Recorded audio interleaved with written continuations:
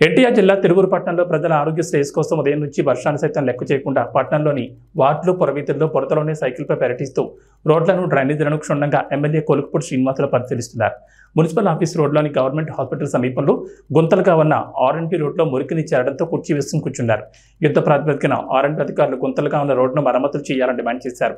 అనంతరం సైకిల్పై మున్సిపల్ కార్యాలయానికి వెళ్లి మున్సిపల్ కౌన్సిల్ సమావేశంలో పాల్గొన్నారు ఎమ్మెల్యే కొలుకుపూడి శ్రీనివాసరావు.